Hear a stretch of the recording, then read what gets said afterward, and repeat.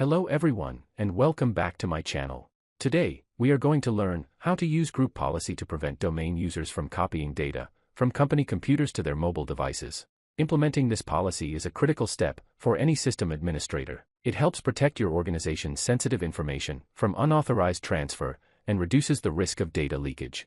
By the end of this video, you will know exactly how to secure your environment against this common security gap. Okay, to understand the importance of this policy, let's first look at the current situation on a typical client computer on our network. As you can see, I have a mobile phone connected to this computer. When I open File Explorer, the device is immediately recognized. Now, observe what happens when I copy this folder, which contains sensitive company data, and paste it directly onto the phone's memory. It copies without any problems. This means that any user can easily take confidential files home using their phone.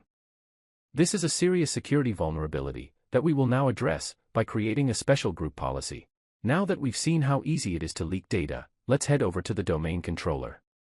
We are going to create a specific rule that allows users to use their phones for charging or reading files, but strictly blocks them from writing or copying company data onto them. Open the Server Manager dashboard, go to the top right corner, and click on the Tools menu, then click on Group Policy Management. And from the console, click to expand the forest, and select the domain you currently manage. Then, right-click the organizational unit to which you want to apply the policy, and from the menu, click Create a GPO in this domain, and link it here.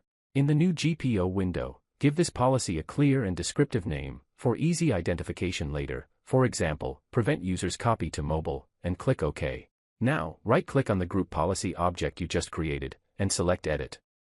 This will open the Group Policy Management Editor console, where you can configure the specific rules. And in the navigation pane, on the left, follow the path shown on your screen. I'll leave the path in the video description. On the right side of the policies available for this section, look for the policy called WPD Devices Deny Write Access. Note that modern smartphones are classified by Windows as WPD devices, which stands for Windows Portable Devices. If you want to specifically target smartphones while allowing other USB devices to work, this is the policy to use. Double-click on this policy and select the enabled option, and then click Apply and OK. By enabling this option, you're asking Windows to allow the phone to connect for charging or reading while strictly blocking any write commands. This means you can't copy any data from your computer to your phone. Now that the policy is configured on the server, I will move to the client computer to verify its implementation. Instead of waiting for Windows to update the policy automatically, I will update it manually.